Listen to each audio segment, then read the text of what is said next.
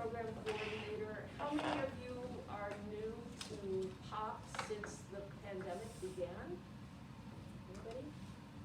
Sure. Well, thank you very much for joining us, and the rest of you who've been with us, thank you for staying. We really appreciate it. What a year plus it's been. So I'm here to talk about two different topics today. The first one is responding to aggression, and then we'll talk a little bit about changing your approach.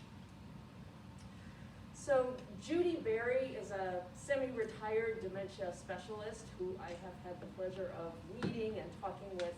She used to run this assisted living called Lakeview Ranch. Really cool place. I'm not sure exactly what town it was in, but it was just outside of the metro area, I think. And it was kind of a farming community location. And she had a lot of farm animals. She had, gardening and stuff. And she used to be sent all these really tough cases from other places that catered to persons with dementia. And she had such great success with them. And I think part of it was the engagement that was provided by the animals. Just seeing, where did he go? Oh, there he is. But that wonderful dog over there just makes such a difference. Anyhow, she's really, really good with the more difficult challenges of dementia. So she says that the best way to handle aggressive behaviors is to prevent them from occurring in the first place. And I really think that's really important to hear. Obviously, I'm also going to talk about what do we do when they're happening, because that's important as well. But I'll be talking a little bit about the preventative strategies as well as those immediate strategies. So other people have said over and over again, I've heard this message for many years, that aggressive behavioral expressions in persons with dementia are usually an expression of an unmet need. So just like with all the other challenges of dementia, we need to be thinking about the quote-unquote behavior as communication, as a message, something we need to kind of decode and figure out and see if we can meet the need that's underneath whatever it is. What's the function, what's the purpose of whatever it is. So just really briefly, I'm going to talk about some of the multiple factors that can lead to aggression, because I think it's helpful to know these just in terms of unpacking a situation after it happens. There's nothing in your notes about this section, so just kind of listen, take it in. Multiple factors. Sometimes it's the cognitive impairments, sometimes it's the situation, sometimes it's the environment. The resident's background might be a big factor. Think about it. If somebody had been a police officer or a security guard, for example, or if they had been the oldest in a family of 10 kids, and they were sort of in an almost parental role with those kids. And now they may be back in time a little bit because of their dementia. They might kind of feel they're in charge and trying to control everybody else in the room.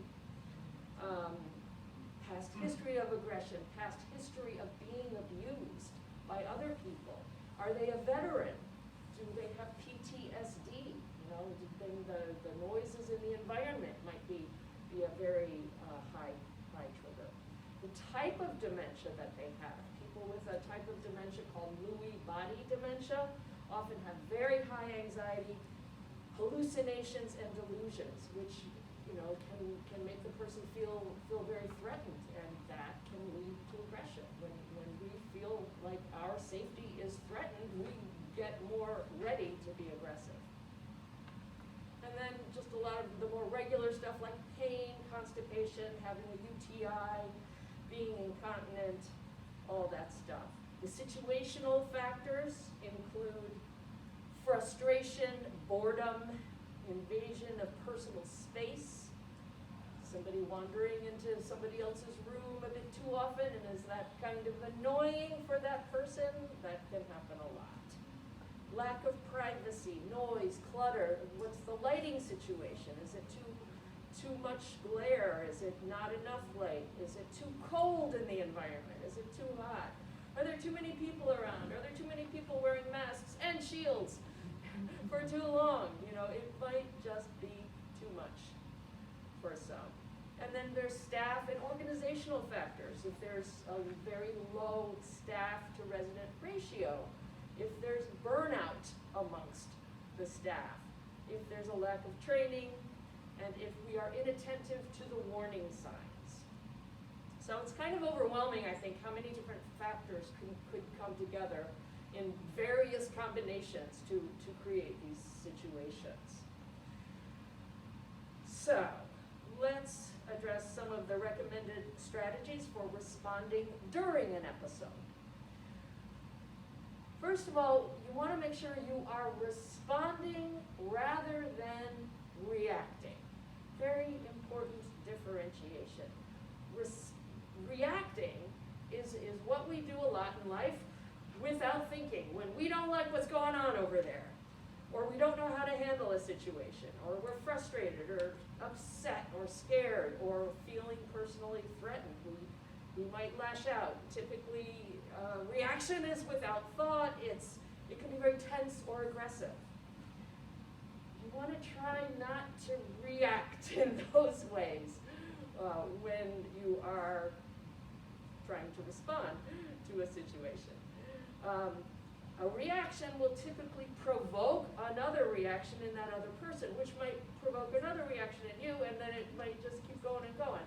You know, I'm sure all of you are experienced enough in life to have experienced that at some point in your life, either personally or observing it between other people, where it just doesn't end well, it doesn't go well, and you probably understand how this can really break down relationships in families or in marriages or partnerships when that happens too often, right? So when we work with people with brain changes going on, you know, as well as lots of other conditions, we really need to develop some muscle around the responding skills. So a response is calm, it's thought out, and it's non-threatening. It considers the other person's well-being as well as your own. I love that definition. It considers the other person's well-being as well as your own. So it's not all about me, it's about us. In order to respond, we have to stay calm. So taking a quick breath in the middle of a situation. I hope I'm not messing up my position. I just wanted to make sure I can see everybody. Am I still good? Okay, good. Yeah, so taking a quick breath can be helpful. Be aware people are going to respond to your body language and your tone of voice. So now I have an interactive exercise you can do with yourself. I'm not going to ask you to do it with anybody else, even though, you know, we're sitting kind of closer than we used to. So you're going to have to put down your pencils and paper and just have two hands free, okay? I want you to grab your own wrist and pretend that one of your residents here just did that, okay? So the hand that's grabbing is your resident, and the other hand is you. And I want you to squeeze it pretty hard, about as hard as you can take, right? And as you're doing that, I want you to hunch up your shoulders and scrunch up your face like you're about to say something really angry, like, "Cut your hands off of me!" You don't have to say it, just think it, okay? And now keep squeezing, but see if you can relax your shoulders at the same time. But keep squeezing, and remember to breathe, and also think about relaxing your eyes. And now take a look at your hand and see if, like mine, it kind of looks like a claw. And if it does, just relax it. And keep squeezing. All right. And let that go, okay? So I'm thinking that you're going to be in a better place to respond if you remember that though you may not have control of your wrist at that moment, there's a lot you do have control over, right? You have control over whether your shoulders are hunched up or not, and whether your eyes are, you know, are all scrunched up and tense. You have control over what the words are that are going to come out of your mouth next, and the tone of voice that you are going to deliver whatever those words are.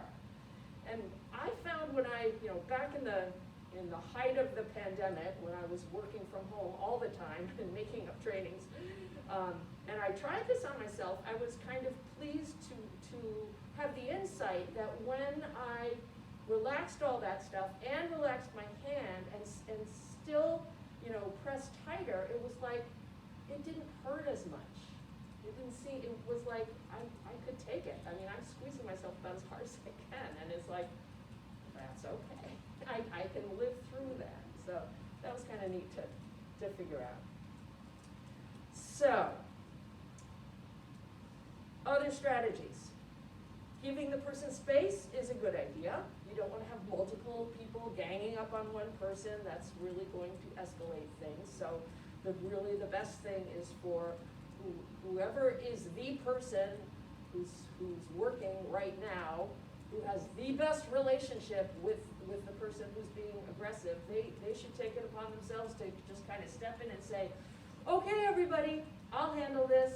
It's okay, you can go.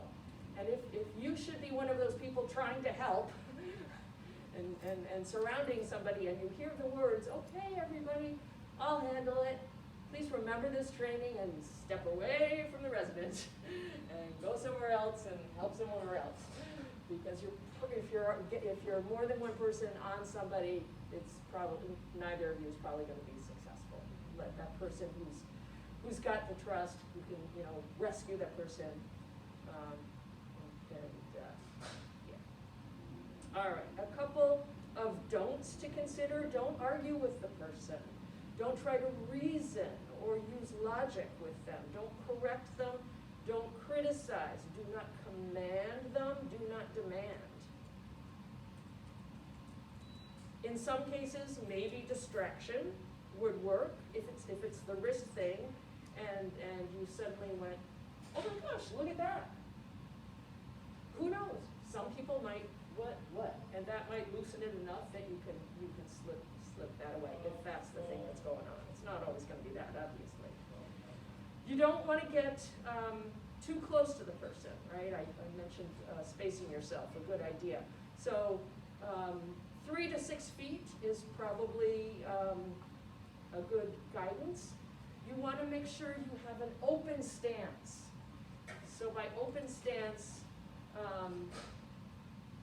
palms open. Everybody just kind of put your palms down. It's going to feel awkward and weird, but this really says to the person, I'm not going to hurt you.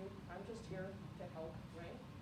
So that's something new I learned putting together this training. That's a really good idea. A really bad idea, hands on your hips. Hands on your hips and standing right in front of the person. Yes, we always want to approach a person from the front, but then we want to kind of get to the sides so that we're sharing the space, we're sort of on the same level, but never directly like that. Be sincere. People with dementia are really good at reading your tone of voice. So no scolding, no disapproval. If you're wearing a big fake smile underneath your mask, they probably can read that too. You know, they can sort of sense that need going on under that. You want to be firm and direct as opposed to angry and irritated. Avoid too many questions. Avoid any questions that challenge their short-term memory. Why did you do that? They have no idea what they just did. And if, you know, it's the only correct answer, assume the only correct answer is that I did it because I have a need that I can't express because I have this dementia and I need help. That kind of thing. All right. So if 2 people are involved in an incident, what you want to do is ask permission of the one who was the aggressor. Something like, would it be all right with you if we went for a walk? Think about being very polite and respectful. If a person hurts you, try not to take it personally. You know, be thankful that you're not them, that you don't have their brain, and that they weren't the one that just hurt someone who, you know, maybe didn't do anything to them. Sometimes you're just sort of in the way, right? Never ignore their emotions. You know, we need to encourage expression of feelings in a safe location. and we want to validate whatever those emotions are. If we see they're angry, you know, we can let them know we recognize that I get it, you're angry, or that was really scary for you, I bet. Of course you're angry. All right, better move on to preventing aggression in the first place. So approach is going to be key, and that kind of leads into changing your approach, but we're not quite there yet. But you know, making a connection with the person before getting the task done is going to be a basic theme of what I'll be talking about in a few minutes. Smiling, even with the mask on. Moving slowly enough for the person. That may well vary person to person. Are you using every interaction to build a better relationship with each person? And are you sharing what you know with others? I think, you know, usually there's somebody on the team. They may not be working all the time, but there's usually somebody who does a little bit better with somebody or has a little more experience with somebody, knows some of the tricks, and finding ways to share that, just having some stand-ups sometimes where you're talking about one person and just sharing what works, or somehow, you know, documenting that stuff that works so people can access it when they need it. Okay. So I talked about approaching from the front, then getting to the person's side. I think at the first sign that an interaction isn't going well, you really need to stop and back off and decide what you're going to do differently, and then try again. Maybe it's in the middle of cares, and you stop and you say, oh, something's wrong, isn't it? Own it, you know, or I'm so sorry, I can see I've upset you. Or tell me how you want me to do this differently. Let's start over. You can tell me how I'm doing. Just really seeing if you can salvage it in that moment. If things seem to be very quickly going south, you know, maybe a change of face with another staff member might be a good idea. When there's a history of working with somebody, you know, who's maybe squeezing your body parts or reaching out and grabbing you, you know, obviously be mindful of spacing, strategically, maybe having some items you could put into their hands that are squeezable. You know, look what I found, and then get their hands busy with that so that they're not maybe going to squeeze whatever they can reach on you. Just like with dealing with sexual comments from persons with dementia or other residents, this stuff takes a willingness to be creative and try some stuff, figure out what's going to work. I mean, one of the worst things in the world, I think, would be to walk into a room where you're afraid somebody's going to make a sexual comment, or you're afraid somebody's going to become aggressive. Because when we're afraid of what's going to happen, you know, we tense up, and you know, we just sort of walk in with this mood of, ugh. So I encourage you to shake that off as best you can and own the mood when you walk into that room. Have a plan, you know? Walk in singing or walk in babbling about something that person likes to hear about. See if you can find out one of their favorite topics or their favorite song. And you could just talk a blue streak and just, you know, keep your distance as best you can given what you have to do. You know, just finding out what they enjoy, deliver it. Hand them a book, hand them a treat, sing them a song. Try to be their friend. All right. So at one of our sites, there was this gentleman named Tom, and the staff was becoming very, very afraid of him because he was roaming the halls during COVID, and it was tough to get him back to his room. And when anyone confronted him, he would become aggressive, and he was, punching the staff, which was not real fun, right? And so they asked me to, come in, and I never actually met Tom, but they asked me to come in and see if I could train about how to, work with this guy. And so I asked for the My Way form, and I found out he had worked with Honeywell, and he had a plane that he flew in. There was a picture of that plane in his room. So I advised the staff to, instead of saying, Tom, you gotta go back to your room, which is what they were doing, which was making Tom very upset, say, hey, Tom, I've been looking all over for you, or, oh, it's great to see you. Take a minute. Don't be so task-oriented. Just connect with them, right? And you know what? I wanted to ask you about that plane that you flew. I hear you've got a picture of it in your apartment. Could we go look at that?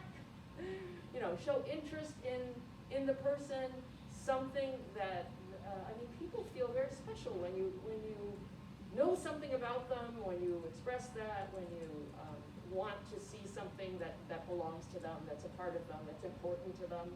So apparently that worked very well at this site, just making that connection. So, when someone's doing something they shouldn't do, don't let your first reaction be, you can't do that. Let it be, hey, how are ya? It's so good to see you. You can take the time to do that, and then a distraction or whatever you're going to offer next. All right, I better move on now to changing your approach. So there's this guy named Dr. John Marysue. Some of you may have taken some classes from him at the, I don't know if any of you did the Leading Age Institute, but he's a great one. He presents a lot on dementia care, and he runs this place called the Applied Clinic of Psychology. He consults a lot on dementia, so he's had a lot of experience with people with dementia. And he says, this was sort of an astounding thing that I heard a couple years ago at a conference where he spoke. He said the most powerful medication at our sites is not in the med carts. This very high-powered doctor who deals with people with mental illness and dementia and all sorts of other stuff. And I'm sure he's prescribed his share of meds when he's had to. He says the most powerful medication is us. It's the way we interact. It's the relationships that we build with people.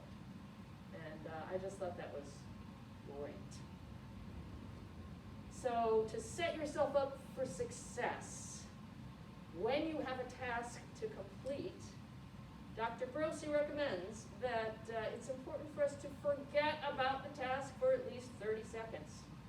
At least 30 seconds. And I really think that with some of your folks, it might take more than 30 seconds of that forgetting.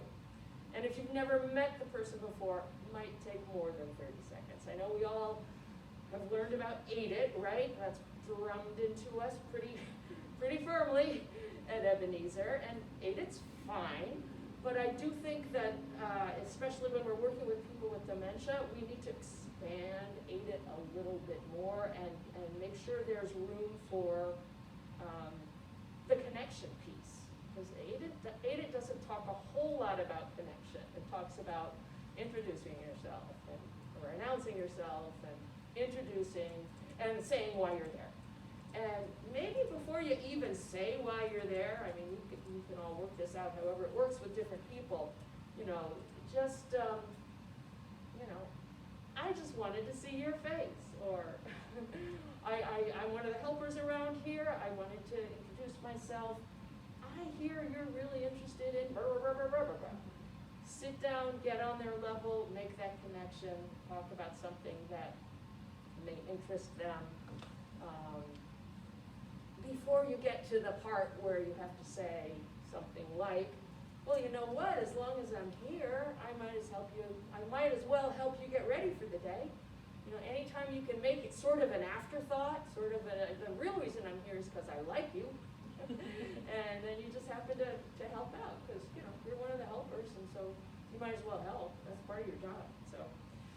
So this connection is an investment in building trust, building relationship. I really think it's going to make your tasks easier if you can spend that time. I think these folks, by and large, in our Dimensions communities are unfortunately very hungry, if not starving, for relationship, right? The quality of our lives depends on the quality of relationships we have with the people we spend the most time with. Guess who they spend the most time with? It's probably some of you, as opposed to their families who, may come visit them quite often, but still, is it really as much time as the activities folks and the people who are giving personal cares and whoever else sees them every day, day after day after day? So very, very important to consider that. So one of the pitfalls that people sometimes fall into is asking people with dementia too many questions, and that can be overwhelming for them. So think about if you've ever asked a question, anything like this. Would you like to go to the bathroom? Do you have to go to the bathroom? Do you want a shower? Are you ready for dinner? Do you want to go to the activity? Can I clean your room now? Would you take this pill now? Those are yes/no questions, right? Has anybody ever asked anything like that? I mean, it's okay if you have. I'm not saying you should never ask those. With some people, they work quite well, and you might get yes, right?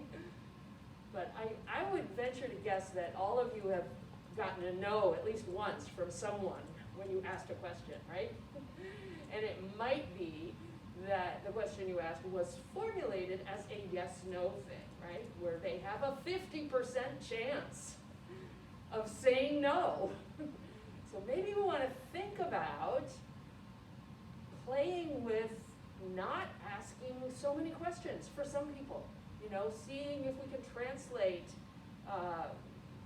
the question into a statement that might just feel better to the person. Before I go into the details on that, I just want to say, I don't blame people for saying no to questions. At this point in their life where they have less autonomy in the situation, where they maybe didn't want to come here, where they didn't get in a car and drive over here and say, I think I'll chuck myself into the Pillars of Prospect Park Dimensions community. That other people had the decision most likely in them coming here, even in assisted living. That might be the case. So if you give them an opportunity to say no, they might just really like hearing that no come out of their mouth. Also, one thing to keep in mind is if a person with dementia is asked, do you need to go to the bathroom? Well, they may not be able to answer that accurately if their dementia is such that they have lost the ability to know if they need to go, or to know if they've already gone. And they're wet. They may not feel that because the neurons in the brain that would give them that message might be damaged. Through no fault of their own, it's just the way it is for them, right? Of course, we want to give people choices whenever we can. It's important. I'm not saying we never give people choices. But it's very effective to give choices, give them two things that we can live with both option. Like, do you want to take a walk or should we watch the birds out the window? Red shirt or blue shirt? Orange juice, cranberry juice? Would you like your shower now or after lunch? So yes, definitely give those kinds of choices. But be careful about the other kinds of choices if you really don't want them to say no. If you really have a goal of a task that needs to be done, or it's something to do with their well-being, you know, and so much of what we do here is around their well-being, you know, eating, bathing, social interaction, activities, engagement. We want to make sure they get that stuff. It's part of the whole dimensions wheel, right? So, alternatives to questions. Statements. Statements can be very reassuring. You know, they give information. So instead of saying, do you want to go to dinner? Are you ready for dinner? Why even bring up the possibility that they might not be ready? How about saying, it's time for dinner, right? So let's just have some fun here. Let me hear your voices. I'll point to myself. It's time for dinner. Then we'll say it all together. It's time for dinner. It's time for dinner. Very good. You also might invite somebody to something.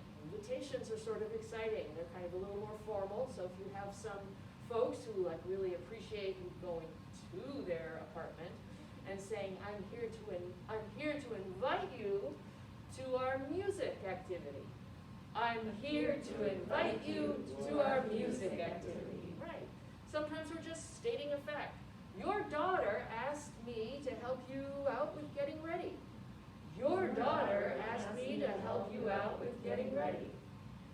You can express enthusiasm. Good news! Your spa treatment is almost ready.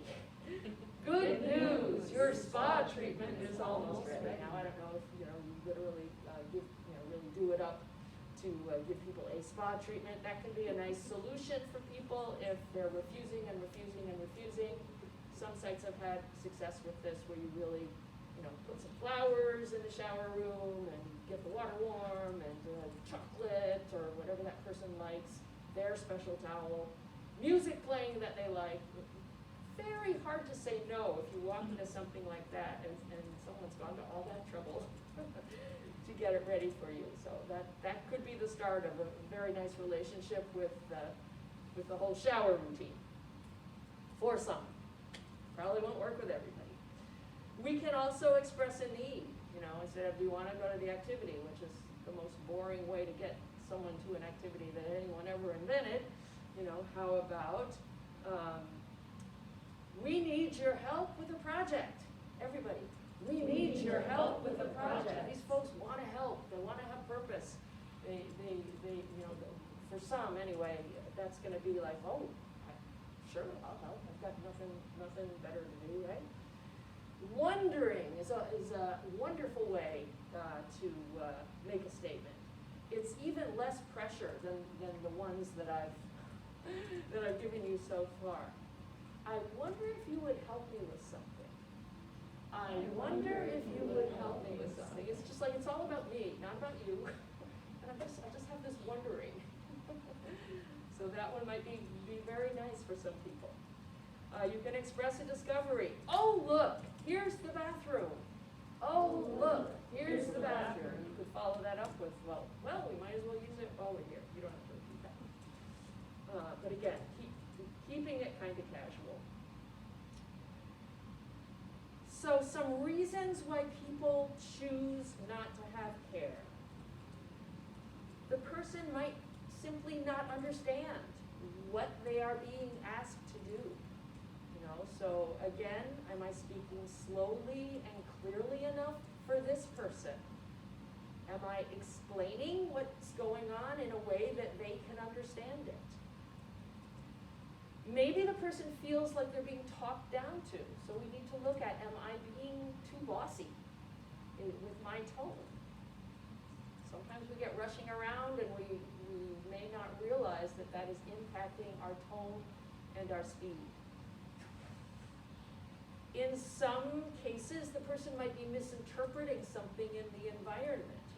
Is there glare on the window that's making them feel disoriented? Or is the floor shiny, and do they think the floor might be wet, so they just don't even want to go in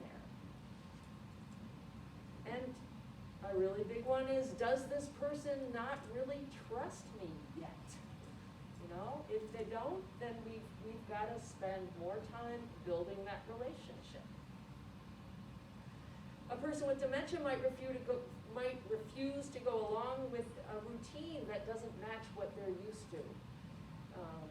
And in a way, it's like, well, good for them, that they've got a sense of their own identity, and why should they go along with it differently, Hopefully, if we've done our job, and the My Way form has been collected from the family members, we've got some clues as to what will work for them, and we can design their schedule and their service plan, to fit with as many of those individual routines as we can possibly stick to.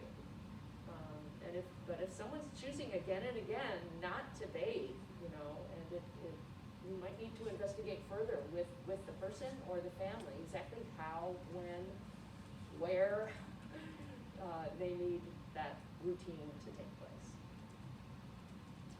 So as I referred to a little bit before, we can change our approach when things aren't going well, or we can at least try. We may have to give up and just decide, okay, we need to reapproach another time. But if we take that step back, this is Teepa Snow's advice here, realizing that when something is not going well over there, it means we have to do something. It's not like you have to do something different. No. It's not going well over there. Then it's like, okay, what can I do to impact the experience of that person? I have to make a better experience for them. So maybe that's something I adjust in the environment. Maybe it's something I adjust in myself. Maybe it's apologizing. I'm so sorry. I was trying to help. Let's start over, as I said before. We can be flexible. We can let the plan change. We can maybe do less than we thought we were going to get done, but at least get something done. We can consider what helps this person relax, what gives them more energy, if low energy is a problem. Favorite music, singing a song, what makes this person feel valued and important? How can you bring that to them in that moment? And you know what? If it doesn't work with someone, maybe you've had somebody refuse your cares 3 times. Please take care of yourself. Don't beat yourself up. You don't need that. You don't need that on top of everything else you've been through. This is hard work. This dementia care stuff is hard work. We ask so much of each and every one of you who works with people with dementia. Take a breath. It's okay to have to try again later, right? You can ask for help from your team, see if you can find that person who knows more.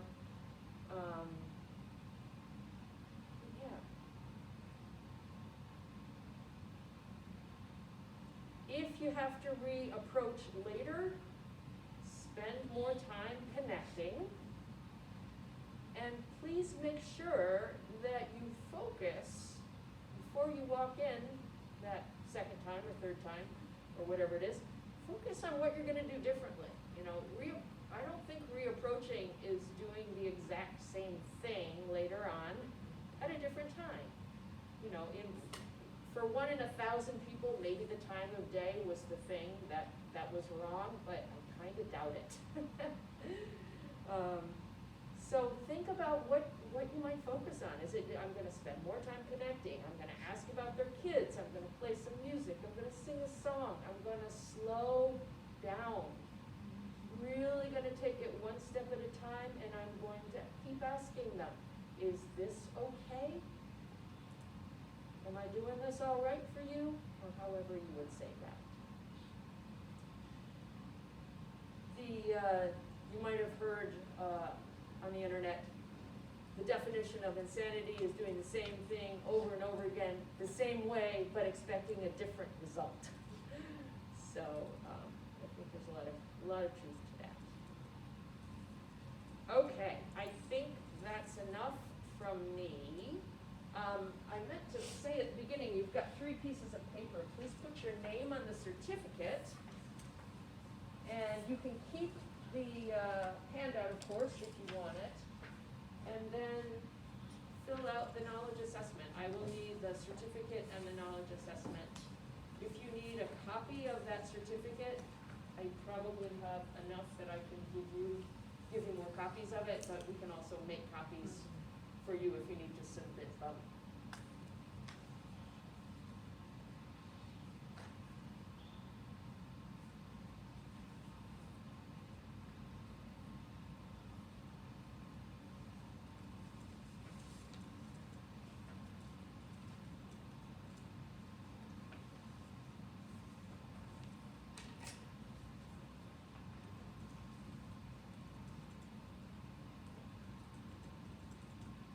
If any of you have any questions about what's on that knowledge assessment, just let me know. I'm happy to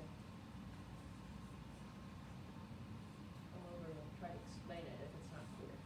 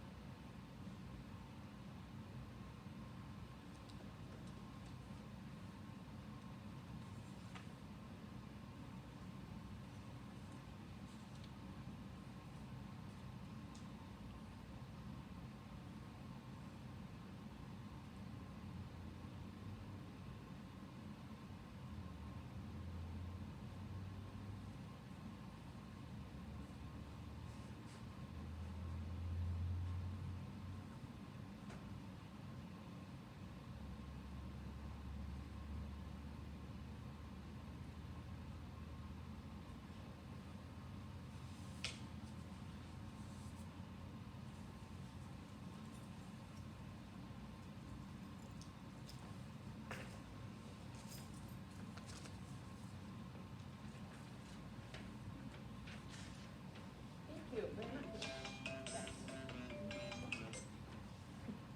Hello.